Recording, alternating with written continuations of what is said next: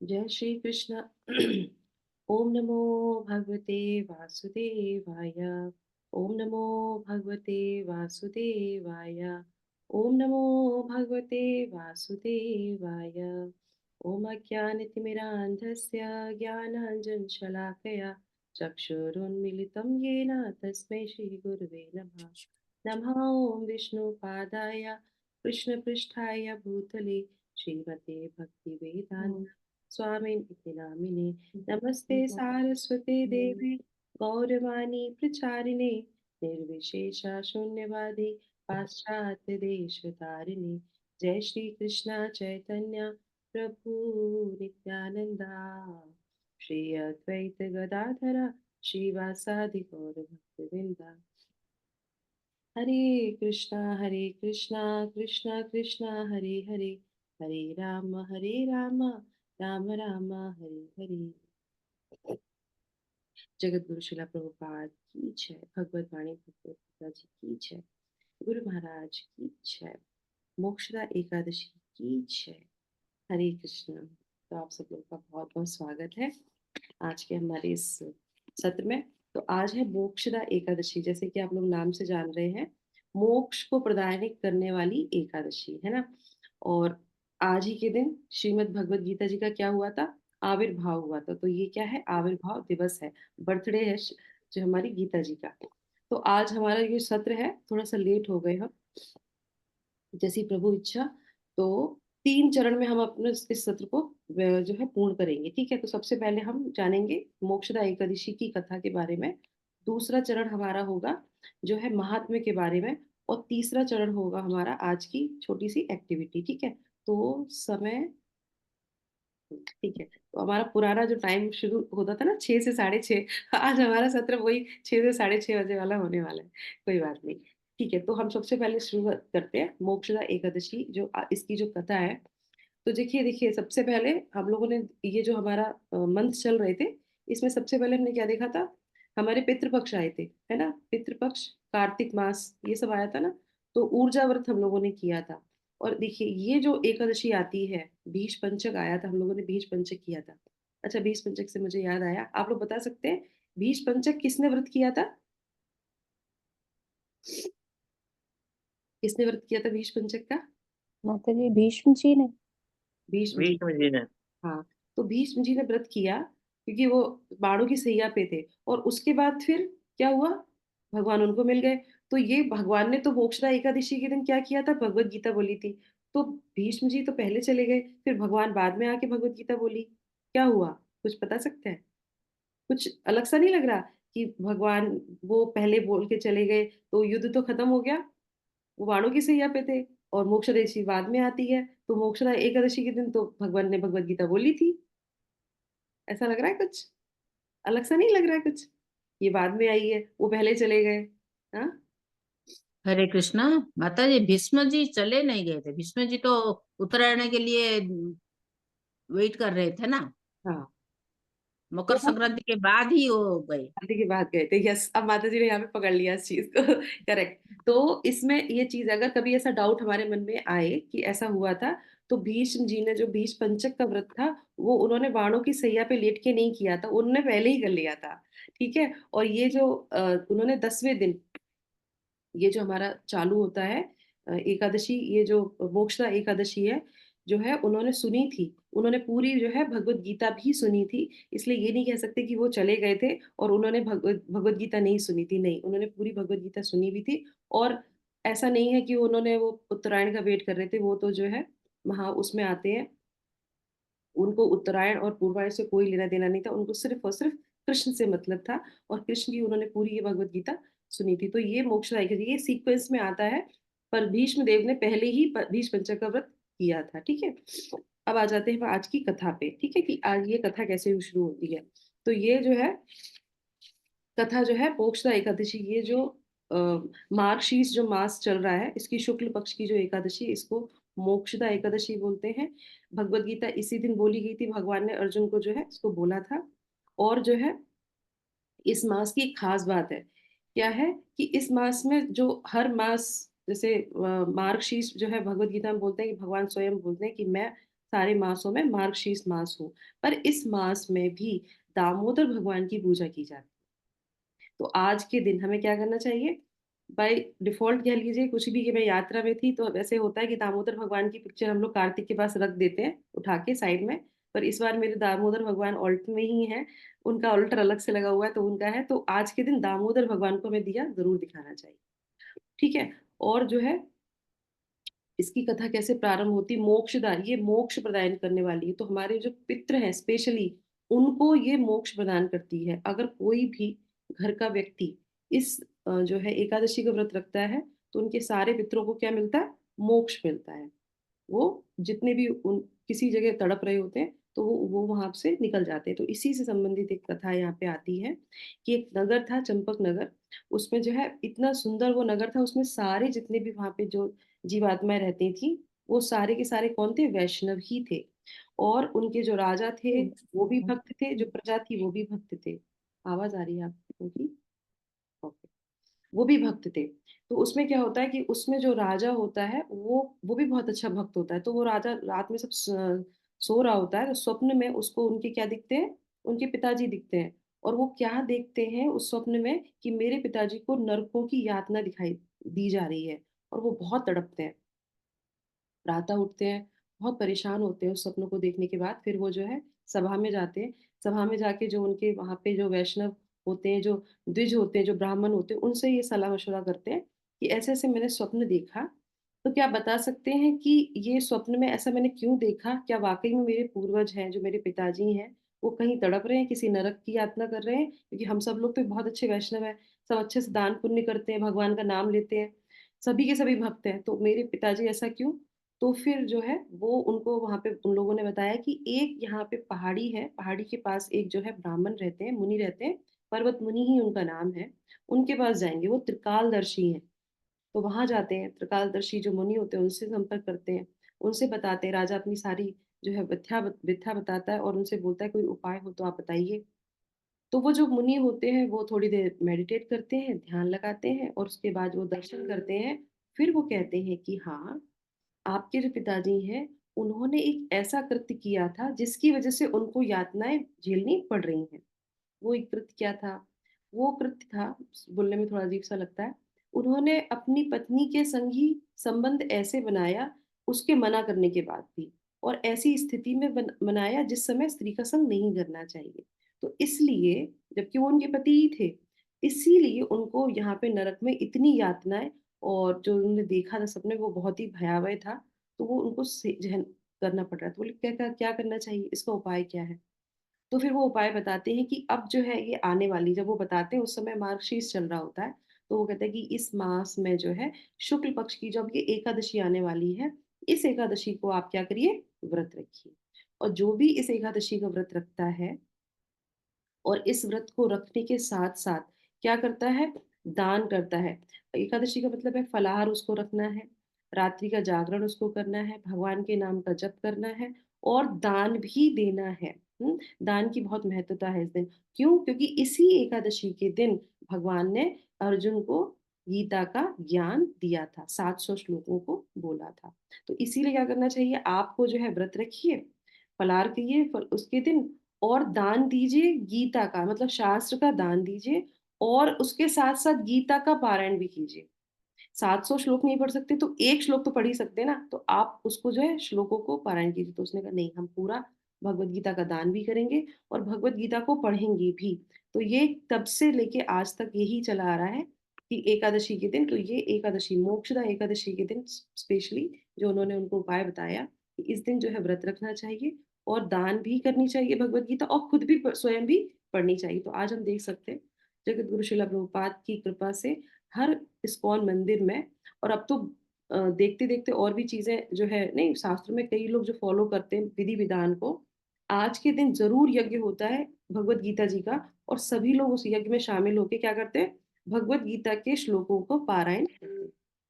तो हम भी आज दोपहर में न 2 साढ़े 12 बजे यज्ञ करेंगे श्रीमद् भगवत गीता जी का। तो जो भी आप लोगों में से उपस्थित होना चाहे, उसमें शामिल होना चाहे, आ सकते हैं। हम सब लोग मिलके पूरी भगवत गीता 700 श्लोकों का पारायण करेंगे, ठीक है?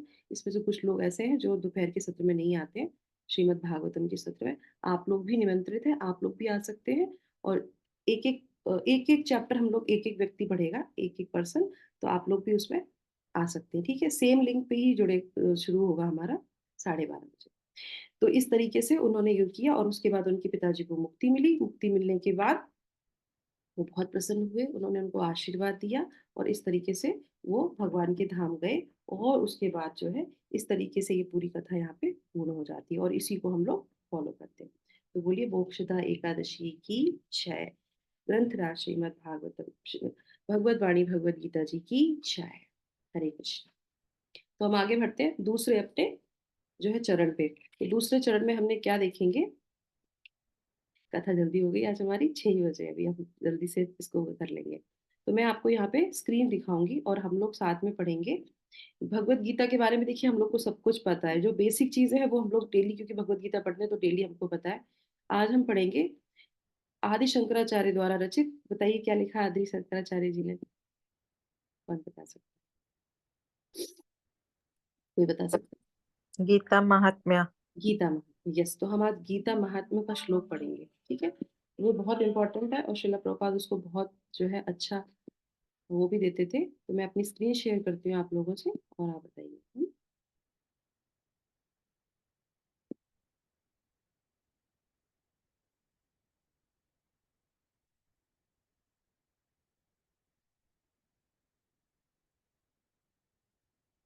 स्क्रीन आ रही है आप लोगों को? स्क्रीन दिखाई दे रही है? जी जी माता जी। थोड़ा जूम करूँ, दिखाई देगा आपको श्लोका? नहीं होगा जूम। ठीक है। तो हम लोग ये पढ़ेंगे आदि शंकराचार्य द्वारा रचित गीता महात्म्य। हम लोग सब लोग को पहले भी पढ़ा है गीता महात्म्य, पर ये बहुत ही इम्पोर्टेंट है। हर जगह शिला प्रभुपाद या हमारे आचार्य जो पहले के जितने भी संप्रदाय हैं, सभी लोग आदि शंकराचार्य द्वारा रचित ये जो गीता के महात्म्य है इसको जरूर कोट करते हैं, जरूर इसको पढ़ते हैं। तो आज के दिन हम उसको महात्म्य को जानेंगे। अपनी तरह से हम कुछ भी उसका महात्म्य बोल सकते हैं गीता जी का, पर ये ऑथेंटिक है। ये स्वयं आदि शंकराचार्य जी ने बोली, क्योंकि आदि शंकराचार्य जी कोई और नहीं थे, वो भगवान के बहुत अच्छे भक्त थे। और जो कि जिसको बोल सकते हैं कि वो छुपे हुए भगवान के भक्त थे, पर उन्हें इतना अच्छा हमको महात्म्य लिख के दिया, तो हम उसको ही पारायण करेंगे। ठीक है, आदि शंकराचार्य द्वारा वर्णित श्रीमद् भागवत गीता जी का महत्व। तो सबसे पहले श्लोक में क्या आता है? अगर कोई एक माता जी वॉलंटियर करना चाहे तो वो भी कर सकती है, ठीक है। संतोषनी माता जी आप पढ़ना चाहेंगी पहला वाला श्लोक, अगर आपको दिख रहा है तो? हाँ, दिख रहा है माता जी। हरे कृष्णा। गाते हुए अच्छी तरीके से। पूरा बिगनिंग से पढ़ू क्या माता जी? गीता शास्त्रम इदम अच्छा अच्छा। गीता शास्त्रम् इदं पुण्यं य पठेत् प्रयतः पुमान् विष्णुपादम् अवाप्नोति भयशोकादिवर्जितः। भगवत गीता दिव्य साहित्य है। जो इसे ध्यान पूर्वक पढ़ता है और इसके उपदेशों का पालन करता है वह भगवान विष्णु का आश्रय प्राप्त करता है, जो कि समस्त भय तथा चिंताओं से मुक्त है। गीता महात्म्य एक। गीता हाथ में पहले में आता है कि जो भी इसको पढ़ता है, किसको? भगवत गीता को पढ़ता है, तो ये क्या है? ये दिव्य साहित्य है। तो उसको क्या प्राप्त होता है? भगवान का आश्रय प्राप्त होता है। और आश्रय प्राप्त ही नहीं होता, सारी चिंताओं से मुक्त हो जाता है, सारे भय से, सारी चिंताओं से वो मुक्त हो जाता है। दूसरे जो है श्लोक में क्या बोलते हैं? कोई और वॉलंटियर करना चाहेगा? हरे कृष्ण माता जी। यस। गीताद्यनशीलस्य प्राणायाम परस्य च नैव सन्ति हि पापानि पुनर्जन्म कृतानि च। यदि कोई भगवत गीता को निष्ठा तथा गंभीरता के साथ पढ़ता है तो भगवान की कृपा से उसके सारे पूर्व दुष्कर्मों के फलों का उस पर कोई प्रभाव नहीं पड़ता। हरी बोल। तो क्या बोल रहे हैं? हम लोग क्या सोचते हैं कि इस भवसागर में हम लोग बार बार आते हैं, क्यों आते हैं? क्योंकि जो भी हम कर्म करते हैं उसका हमें क्या मिलता है? फल मिलता है ना। उसका हमें रिएक्शन मिलता है, तो उसकी वजह से क्या होता है कि हम यहाँ पे जन्म लेते ही लेते हैं। और क्या होता है? हम कोई ना कोई पाप अवश्य ही करते हैं। पर भगवत गीता एक ऐसा ग्रंथ है जिसको पढ़ने से और इसको ऐसे नहीं पढ़ने से, अगर आप इसको निष्ठा से पढ़ते हैं तो क्या होगा, सारे आपके जो है पूर्व के, जो पहले के जितने भी आपके दुष्कर्म थे, वो सारे के सारे क्या हो जाते हैं, खत्म हो जाते हैं। उसका आपके ऊपर कोई भी प्रभाव नहीं पड़ता। गीता, भगवत गीता का पढ़ने का इतना बड़ा महत्व होता है। नंबर 3, यस, कौन पढ़ेगा? माता जी हरे कृष्णा, मैं पढ़ू माता जी? थर्ड। हरे कृष्णा। मलिने मोचनं पुंसां जलस्नानं दिने दिने सुकृदितामृतस्नानं मलनाशनम। मनुष्य जल के स्नान करके नित्य अपने को स्वच्छ करता है, लेकिन यदि कोई भगवत गीता रूपी पवित्र गंगा जल में एक बार भी स्नान कर ले तो वह भौतिक जीवन भवसागर की मलिनता से सदा सदा के लिए मुक्त हो जाता है। हरे कृष्णा। बोल। तो क्या होता है कि मनुष्य जल, डेली हम जल से स्नान करते हैं और उससे हम अपने आप को स्वच्छ करते हैं, पर सबसे स्वच्छ क्या बोला गया है, जो भी भगवत गीता रूपी गंगा जल में एक बार भी स्नान कर लेता है तो वो इस भौतिक संसार में कभी इससे जो है नहीं पड़ता, वो हमेशा के लिए मुक्त हो जाता है। और आज क्या है, जो है मोक्षदा एकादशी, मुक्ति का द्वार खुलता है। जो भी इसको पढ़ता है आज के दिन ही, अगर इसने किसी ने पढ़ ली तो भी उसको मुक्ति मिल जाती है। और ऐसा बोला गया हमारे शास्त्रों में कि भगवत गीता का पूरा 700 श्लोक भी नहीं, अगर आप एक श्लोक भी पढ़ते हैं, और एक भी नहीं, आधा पढ़ते हैं, और आधा भी नहीं, अगर चौथाई भी अगर आप भगवत गीता का श्लोक पढ़ते हैं तो भी सेम रिजल्ट हमको मिलता है। तो इससे जो है हम पवित्र होते हैं। कितनी अच्छी जो है हमको ये पता चलता है। और ये स्वयं कौन बोल रहे हैं, स्वयं शिव जी बोल रहे हैं। ये जो है हमारे आदि शंकराचार्य, कोई और नहीं, शिव जी ही थे। यस, चौथा पढ़ेंगे। माता जी गीता नेक्स्ट। गीता तु गीता कर्तव्या किमन्यौ शास्त्रे विस्तरैः या स्वयं पद्मनाभस्य मुखपद्माद्विनिश्रिताः। दोबारा से पढ़िए माता जी, एक शब्द छूट गया इसका। गीता सुगीता कर्तव्या। गीता सुगीता कर्तव्या किमन्यौ शास्त्रे विस्तरैः या स्वयं पद्मनाभस्य मुखपद्माद्विनिश्रिताः। हम्म, चूंकि भगवत गीता भगवान के मुख से निकली है, अतएव किसी अन्य वैदिक साहित्य को पढ़ने की कोई आवश्यकता नहीं रहती। केवल भगवत गीता का ही ध्यान पूर्वक तथा मनोयोग से श्रवण तथा पठन करना चाहिए।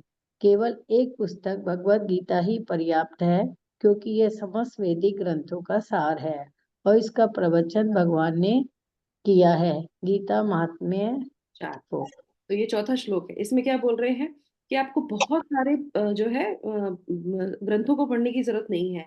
आप कोई भी ग्रंथ नहीं पढ़ते हैं, अगर आप उपनिषद नहीं पढ़ते हैं, अगर आप वेद नहीं पढ़ते हैं, कुछ भी नहीं पढ़ते हैं, अगर आप सिर्फ भगवत गीता पढ़ते हैं तो ये सारे, और किस ऐसे नहीं पढ़ना है, ध्यान से पढ़ना है, मनोयोग से पढ़ना है, श्रवण पठन करना चाहिए। जब हम लोग सुबह का सत्र करते हैं तो क्या करते हैं, हम लोग सुनते भी हैं और पाठ भी करते हैं, दोनों चीजें हमारी एक साथ हो जाती है ना।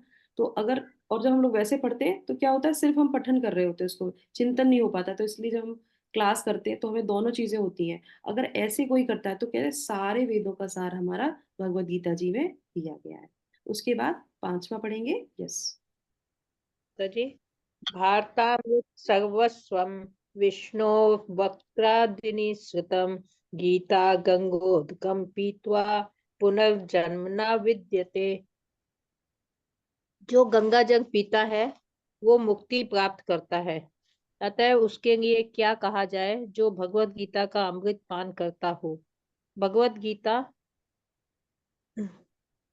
महाभारत का अमृत है और इससे भगवान कृष्ण मूल विष्णु ने स्वयं सुनाया है। यस। तो क्यों बोला गया है इसको, क्यों ये गंगा जल से इसकी वो की गई है, क्योंकि जब आप देखेंगे कोई व्यक्ति मृत्यु होती है तो उसको गंगा जल दे देते हैं कि गंगा जल जाने से वो जो है उसकी मुक्ति हो जाएगी और वो मुक्त हो जाएगा। पर जो व्यक्ति डेली नियमित रूप से, जैसे रिसेंटली भी मेरी बुआ जी गई थी, वो नियमित रूप से भगवत गीता का पारायण करती थी, तो देखिए भगवान ने भी उनको वैसे ही सुचारू एकदम चलते फिरते भगवान की पूजा करते हुए चली गई हूँ। उन्होंने एक गिलास किसी से पानी भी नहीं मांगा। तो ये कुछ चीजें ऐसी हैं, मैंने अपने घर में खुद ही 2-3 लोगों को देखा है, अपनी बहन को देखा, अपनी बुआ जी को देखा, उम्र से कोई फर्क नहीं पड़ता। भगवान इतने कृपालु हैं कि अगर आप भगवान का नाम लेते हैं तो ऐसे ही आप भगवान का नाम लेते लेते चले जाएंगे। आपको खाट पे पड़े रह के कष्ट भोगने की भी जरूरत नहीं पड़ती, भगवान स्वयं उसका उद्धार कर देते हैं। तो ये बिल्कुल सही बात है कि किस तरीके से जैसे जल से मुक्ति होती है, अमृत पान भगवान का, और जल गंगा जल से भी ज्यादा बोला गया है। क्यों?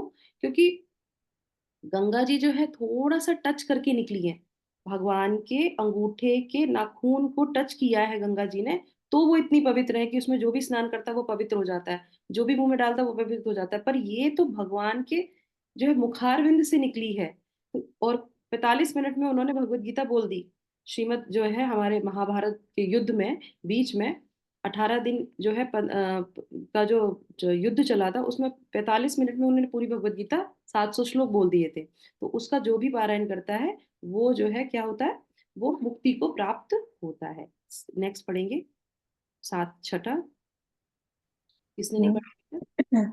सर्वोपनिषदो गावो दोग्धा गोपालनन्दना पार्थो वत् सुधीभोक्ता दुग्धं गीतामृतं महत्। यह गीतोपनिषद भगवत गीता, जो समस्त उपनिषदों का सार है, गाय के तुल्य है और ग्वाल बाल के रूप में विख्यात भगवान कृष्ण इस गाय को दूह रहे हैं। अर्जुन बछड़े के समान हैं और सारे विद्वान तथा शुद्ध भक्त भगवत गीता के अमृतमय दूध का पान करने वाले हैं। हरि बोल। तो इसमें क्या बोला है, ये गीतोपनिषद बोला जाता है। उपनिषद भी इसको गीता को बोला जाता है, इसलिए इसको गीतोपनिषद, क्योंकि सारे उपनिषदों का इसमें सार आता है। और क्या है, ये जो पान है इसको दूध के समान बोला गया। तो इसमें कैसे बोला गया है कि जो गाय है, गाय में क्या है, गाय में सारे के सारे जो है क्या क्या आते हैं, सारे के सारे क्या आते हैं, उपनिषद आ जाते हैं। ठीक है। और उसके बाद क्या है, जो ग्वाल है, जो उस गाय को चराता है, जो उसकी रक्षा करता है या जिसको दूध निकालता है, वो कौन है? वो स्वयं कौन है? भगवान कृष्ण है। वो ही अगर चाहेंगे तो ही उसका दूध निकल सकता है। और इसके बाद जो है, अब गाय ऐसे तो दूध देती नहीं है ना, गाय हो गया, ग्वाल हो गया। जब वो बहुत प्यार करते हैं किसी को, गाय जब प्यार करती है, अपने बछड़े को देखती है, तभी उसके स्तनों में जो है स्वाभाविक रूप से दूध आ जाता है, उतर आता है। किससे? वात्सल्य भाव से आ जाता है। तो अर्जुन कौन है? भगवान के इतने अच्छे भक्त हैं। तो इससे बहुत अच्छी एक हमें मिलती है कि भगवत गीता ऐसे नहीं किसी को मिलता उसका सार, ऐसे दूध किसी को नहीं मिलना पड़ता है। जब भगवान से कोई कनेक्ट होगा, थोड़ा सा भी भगवान के प्रति उसकी श्रद्धा होगी, भगवत गीता उसके घर पहुंचेगी, वो भगवत गीता से जुड़ेगा, वो भगवत गीता का पान करेगा, भगवत गीता का जो रस है वो उसको मिलने लगेगा। तो सोचिए भगवान की कितनी बड़ी कृपा होती है, तब जाके कोई हमें ऐसे अमृत का हमें पान मिलता है। और उसके बाद क्या है, और सारे विद्वान तथा शुद्ध भक्त भगवत गीता के अमृत में दुग्ध का पान करने वाले हैं। अब वो हो गया बछड़ा, बछड़ा आया, उसके बाद दूध। अब दूध का भी जो लोग पान करते हैं, तो उनको बोला क्या है, जो भक्त हैं, जैसे हम सब लोग हैं, तो हम भी दूध का पान करने के लिए इकट्ठे हुए हैं, तो वो भी इसमें बताया गया है। और जो दूध क्या है, दूध जो है वो है हमारी भगवत गीता जी। गीता। यस। नेक्स्ट जिसने नहीं पढ़ा है, दो माता जी, हरे एक कृष्णा। हरे कृष्णा माता जी। माता जी आप ट्रांसलेशन पढ़ लीजिए, इंदु माता जी आप श्लोका पढ़ लीजिए। हरे कृष्णा। एक शास्त्रम देवकी पुत्र गीतम, एको देवो देवकी पुत्र एव, एको मंत्रस्य तस्य नामानि यानि, कर्मापेकं तस्य देवस्य सेवा। हरे कृष्णा। हरे कृष्णा। आज के युग में लोग एक शास्त्र, एक ईश्वर, एक धर्म तथा एक वृत्ति के लिए अत्यंत उत्सुक हैं। अतएव सारे विश्व के लिए केवल एक शास्त्र भगवत गीता हो, सारे विश्व के लिए एक ईश्वर हो, देवकी पुत्र श्री कृष्ण, एक मंत्र, एक प्रार्थना हो, उनके नाम का कीर्तन, हरे कृष्णा कृष्णा कृष्णा हरे हरे, हरे रामा राम रामा हरे हरे। केवल एक ही कार्य है, भी भगवान की सेवा। गीता महात्मा। हरि बोल। Hare Krishna. Hare Krishna. Glories to Shrimad last में क्या बता भागवतम। रहे हैं, इसमें बता रहे हैं कि एकम शास्त्रम देवकी पुत्रम, तो एक ही शास्त्र होना चाहिए। आज के युग में क्या है, एक शास्त्र। तो सब जगह ये बोला जाता है कि इतने सारे शास्त्रों को पढ़ने की जरूरत नहीं, तो एक शास्त्र, वो क्या है, भगवत गीता। भगवद गीता। और एक ही व्यक्ति को पूजना चाहिए, है ना, बोलते हैं कि किसको पूजे, तो एक ही पुत्र, कौन है वो, कृष्ण। देवकी के जो पुत्र है वो भगवान श्री कृष्ण। कृष्ण। उसके बाद क्या है कि एको मंत्रस्य स्थानी नामानी यानी, तो एक ही मंत्र, एक ही उच्चारण होना चाहिए, एक ही ध्वनि होनी चाहिए, वो क्या है, हरे कृष्ण महामंत्र, जिसको हम ले सकते हैं। और दूसरा क्या है, और दूसरा क्या है, एक ही हमारा कर्तव्य होना चाहिए। तो क्या है वो एक हमारा कर्तव्य, भगवान की भक्ति करना, तो भगवान के नाम का जप करना, एक शास्त्र को पढ़ना, और क्या है, एक ही भगवान को पूजना, और उसके बाद क्या, उन्हीं के नाम का जो है कीर्तन करना और उन्हीं की ही सेवा करना। अब आप देखिए, ये जो 7 श्लोक है, इसमें हमारे पूरा का पूरा आ गया कि हमको क्या करना चाहिए और हम क्या कर रहे हैं, और इसको करने से क्या हमको प्राप्त होता है। तो भगवत गीता, अब हम इसको यहाँ पे थोड़ा स्टॉप करेंगे। अब आप लोग मुझे बताइए, जिन लोगों ने इसमें पार्टिसिपेट किया था, अब मुझे बताइए पहले श्लोक में क्या बताया गया, भगवत गीता पढ़ने से हमें क्या प्राप्त होता है। पहले श्लोक में क्या बताया, भगवत गीता पढ़ने से क्या मिलता है हमको, हम भगवान की धाम चले जाते हैं, भय से मुक्त हो जाते हैं, ठीक है, भय हो भय से जाते हैं। मुक्त हो जाते हैं और भगवान का धाम मिलता है, नंबर 1। नंबर 2, दूसरे श्लोक में क्या पढ़ा था हम लोगों ने, कि हमारे सारे पहले के भी जो पाप होते हैं वो भी खत्म हो जाते हैं, नंबर 2, भगवत गीता पढ़ने से। नंबर 3 क्या हो जाता है कि जन जन्मांतर, जो हम इस भौतिक संसार में आते हैं और जो स्नान करते हैं हम डेली, तो अगर भगवत गीता पढ़ते हैं तो क्या होता है, भगवत गीता के स्नान से हमारे सारे जन्म जन्मांतर के इस जो है सागर से हम लोग बाहर निकल जाते हैं। और उसके बाद जो है तीसरा हो गया, चौथे में क्या है, चौथे में क्या था कि सिर्फ जो है एक शास्त्र पढ़ने से ही हमें सारे शास्त्रों का ज्ञान हो जाता है, सारे उपनिषदों का जो है सार किसमें है, भगवत गीता में है, और जो दूसरे शास्त्रों में भी नहीं है वो भी भगवत गीता जी में दिया गया है। तो इसलिए एक शास्त्र ये हमारा सारे शास्त्रों के बराबर है, इसको हमें पढ़ना चाहिए। 5वें में क्या बताया गया था, 5वें बताया गया कि भगवान कृष्ण, जो भगवान यो गंगा जी हैं, गंगा जी से जो है किसकी तुलना की गई है, भगवत गीता जी की गई है। इतना पवित्र है कि डेली अगर आप एक श्लोक पे पढ़ते हैं तो आप जो है गंगा जी से भी ज्यादा पवित्र स्नान करते हैं। क्यों, क्योंकि वो भगवान के मुखारबिंद से निकली हुई है, ठीक है। उसके बाद क्या है, छठे श्लोक में क्या पढ़ा था अभी हम लोगों ने, कि कौन है वो, गाय की तुलना किससे की गई है, भगवत गीता से।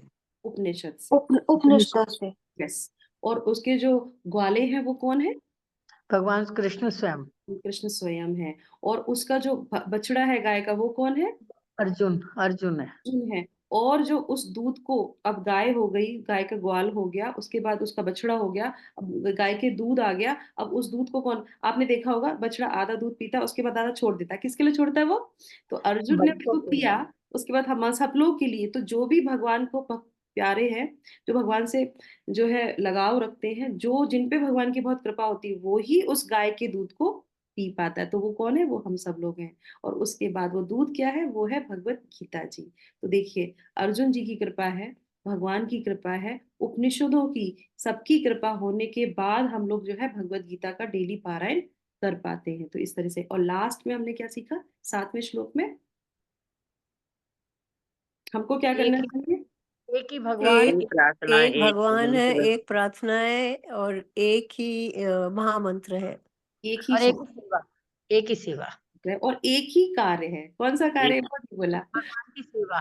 भगवान की सेवा सेवा। करना। तो वो बोलते हैं लास्ट में जो महात्म्य है कि हमें एक ही कार्य हमारे जीवन का है, ये जो जन्म हमारा है, जीवेरे स्वरूप हो कृष्णेर नित्य दास, हमें भगवान का नित्य दास बनना है। और दास का क्या कार्य होता है, भगवान की सेवा करना। तो लक्ष्य हमारे जीवन का क्या है, इस महात्म्य में हमको मिलता है कि हमें जीवन भर शास्त्र का पारायण करना है, भगवान के नाम का जप करना है, भगवान श्री कृष्ण ही सर्वोपरि है, उनको ही हमें भजना चाहिए। इन्होंने बोला है, आदि शंकराचार्य ने, भज गोविंदम मूढ़ मते। तो बोला कि अरे मूर्ख, सिर्फ भगवान कृष्ण को ही भजना चाहिए। तो इस तरीके से, और उसके बाद फिर लास्ट में क्या बताते हैं कि भगवान की नित्य हमें सेवा करनी चाहिए। ठीक है, तो इसी के साथ हमने महात्म्य को पूर्ण किया। श्रीमद् भगवद गीता जी का महात्म्य इस तरह से पूर्ण होता है। अब आ जाने हम आज की एक्टिविटी पे, ठीक है, सब लोग तैयार हैं। आज एक स्पेशल डे है तो हम एक स्पेशल गेम खेलेंगे। खेलेंगे, कौन कौन खेलना चाहेगा, हम्म?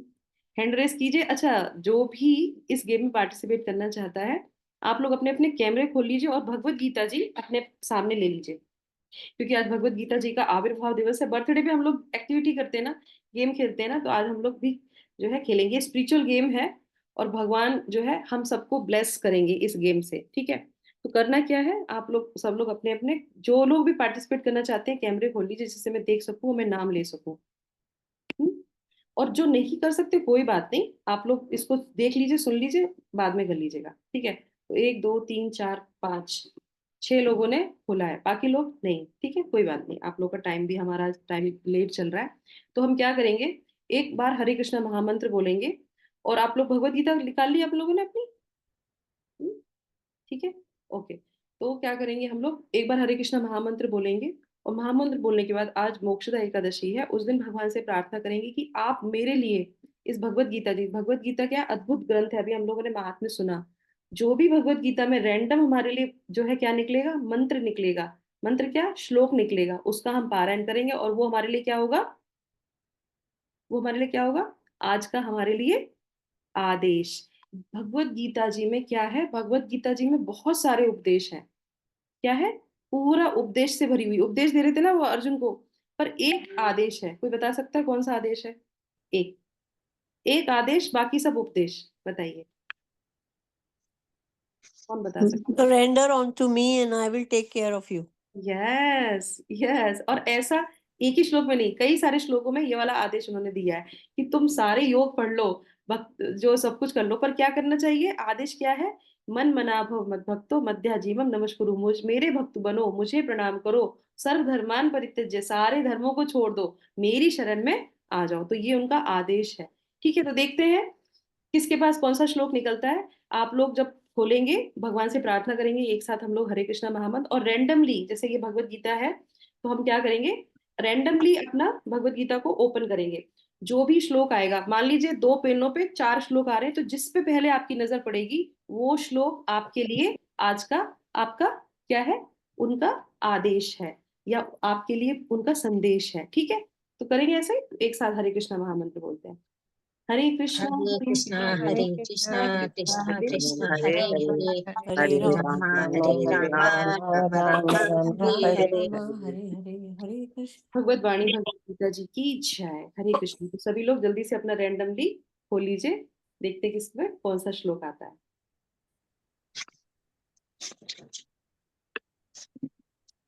ओके, तो हम शुरू करते, सबने खोल लिया? यस, ठीक है। तो सबसे पहले हम शुरू करेंगे प्रेमलता माता जी से। यस, प्रेमलता माता जी बताइए, कौन सा चैप्टर, कौन सा श्लोक है, और पढ़िए उसको। माता जी चैप्टर है 6 और श्लोक का नंबर है 2। जी बोल, पढ़िए श्लोका, और सिर्फ ट्रांसलेशन, दो ही चीज पढ़नी है, ठीक है। ठीक है माता जी। यम संन्यासमिति प्राहु योगम तम विधि पांडवा न संन्यस्त संकल्पो योगी भवति कंचन। हे पांडुपुत्र, जिसे संन्यास कहते हैं उसे ही तुम योग अर्थात परम ब्रह्म से युक्त होना जानो, क्योंकि इंद्रिय तृप्ति के लिए इच्छा को त्यागे बिना कोई कभी योगी नहीं हो सकता। हरे कृष्णा।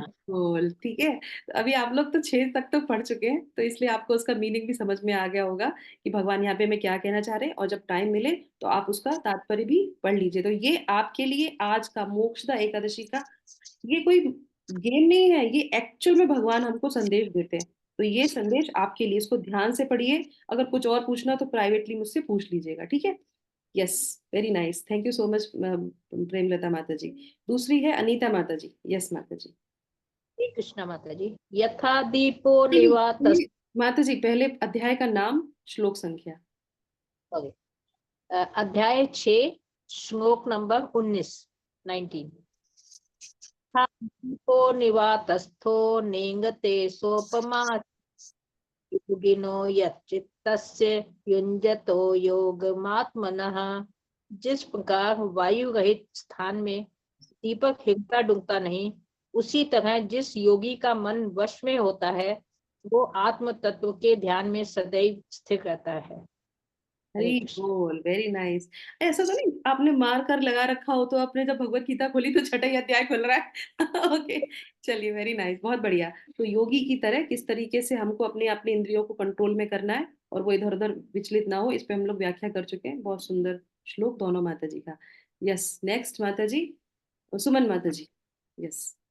हरे कृष्णा माता जी, मेरा है अध्याय 2 गीता का सार और श्लोका नंबर 72। बहुत अच्छा। एषा ब्राह्मी स्थिति पात्र न एनं प्राप्य विमुक्तिः स्थित्वा आसायम् अंतकाले अपि ब्रह्म निर्वाणं गच्छति। ये आध्यात्मिक तथा ईश्वरीय जीवन का पथ है जिसे प्राप्त करके मनुष्य मोहित नहीं होता। यदि कोई जीवन के अंतिम समय में भी इस तरह स्थित हो तो वह भगवान धाम में प्रवेश कर सकता है। हरे कृष्ण। हरी बोल। भगवान ने आपको बता दिया कि वो जा सकता है, इसी तरीके से पढ़ते रहो, भगवान के धाम आपको जरूर मिल जाएगा। वेरी नाइस, इंस्पिरेशन दी है भगवान ने आपको इसमें, बहुत बढ़िया, very nice. Next, okay, Sangeeta माता जी, आपका माइक खोल लीजिए और बताइए कौन सा चैप्टर, कौन सा श्लोक है। हरे कृष्ण माता जी, चैप्टर 9th, श्लोका नंबर 32। माम ही पार्थ व्यापाश्रिय ये पैस्न्यु पापयोनयम् स्त्रियो वैश्यास्था शूद्रस्तपि यान्ति पराम गतिम।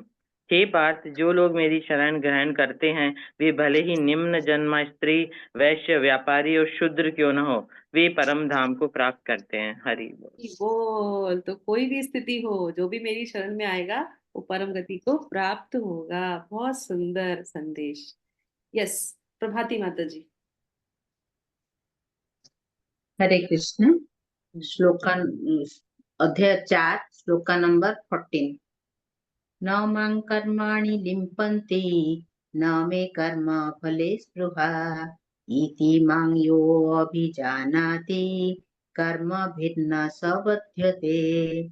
मुझ पर किसी कर्म का प्रभाव नहीं पड़ता, ना ही मैं कर्म फल की कामना करता हूँ। जो मेरे संबंध में इस सत्य को जानता है वह भी कर्म के फल के पास में नहीं बनता। हरे कृष्ण। हरी बोल, तत्व ज्ञान दे दिया भगवान ने कि जो मेरी इस स्थिति को समझता है वो भी जो है कभी भी कर्म बंधनों में नहीं फंसेगा। बहुत अच्छा।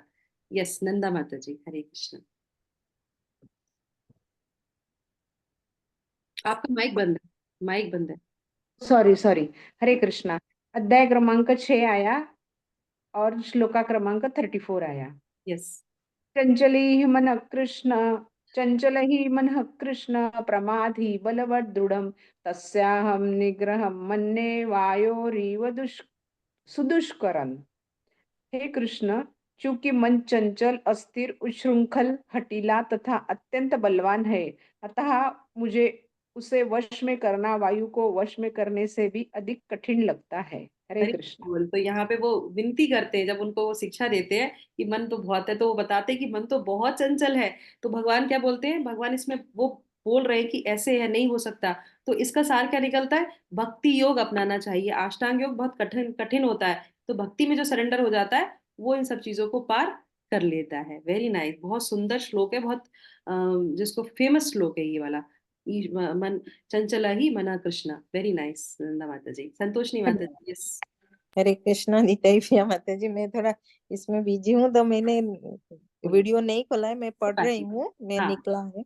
कौन सा श्लोक। ये अध्याय 13 का प्रकृति पुरुष तथा चेतना का, वो श्लोक संख्या 16। हम्म, बहिरन्तश्च भूतानां चरं चरमेव च सूक्ष्मत्वात् तद्विज्ञेयं दूरस्थं चान्तिके च तत्। अनुवाद इसका, परम सत्य जड़ तथा जंगम समस्त जीवों के बाहर तथा भीतर स्थित है। सूक्ष्म होने के कारण वे भौतिक इंद्रियों के द्वारा जानने या देखने से परे हैं। यद्यपि वे अत्यंत दूर रहते हैं किंतु हम सबों के निकट भी है। हरे कृष्णा, हरि बोल। बहुत सुंदर माता जी, हरी हरी बोल। और कोई जो किसी ने खोला हो और पढ़ा हो, अगर माइक कैमरा नहीं खोल सकते तो कोई बात नहीं, कोई और है। नहीं?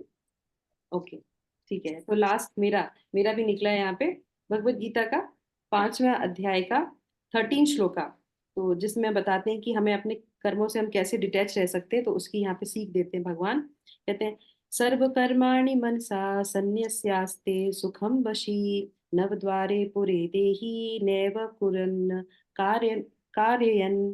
तो यहाँ पे बोल रहे हैं भगवान, जब देहधारी जीवात्मा अपनी प्रकृति को वश में कर लेता है और मन को समस्त कार्यों का परित्याग कर देता है, तब वह 9 द्वार वाले इस भौतिक शरीर के बिना कुछ किए कराए सुखपूर्वक रहता है। हरि बोल। तो बहुत ही सुंदर तरीके से आज हमें भगवान की ब्लेसिंग मिली इस जो है मोक्षदा एकादशी पे, और सबको भगवान ने अलग अलग तरीके से क्या किया, ब्लेस किया, एक एक श्लोक दिया, और आपको उसमें कुछ ना कुछ उन्होंने शिक्षाएं दी हैं। आप दोबारा से इसको मंथन कीजिएगा, इसको पढ़िएगा, और सबको बहुत अच्छी अच्छी भगवान इतने जो है कृपामय है, बता नहीं सकते उनकी कृपा का, कि हम सब लोग इकट्ठा होके यहाँ पे जूम के जरिए से, कल ही मैं जो है महाराज का लेक्चर सुन रही थी, तो उनका जो जूम पे जो क्लासेस चलते हैं, तो वो क्या बोल रहे थे कि जूम जो क्लासेस है वो सिर्फ क्लासेस नहीं है, वो कहते हैं जूम एक मंदिर है।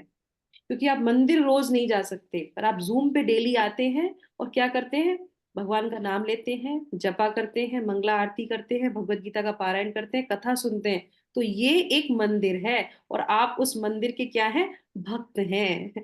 तो मुझे इतना सुंदर लगा, इतना प्रभावित किया मुझे वो सुन के, कि सच में वाकई में इस मंदिर के जरिए हम लोग क्या कर रहे हैं, अलग अलग जगह से एक जगह आके वहां पे इकट्ठे होते हैं। तो वो कहते हैं कि ये साधारण नहीं है, एक ये मंदिर है, जूम मंदिर है। जो भी इस मंदिर को जिसने स्टेब्लिश कर रखा है, इकट्ठा कर रखा है, वो आप ऐसे ही इसको चलाइए, कंटिन्यू उसको करिए।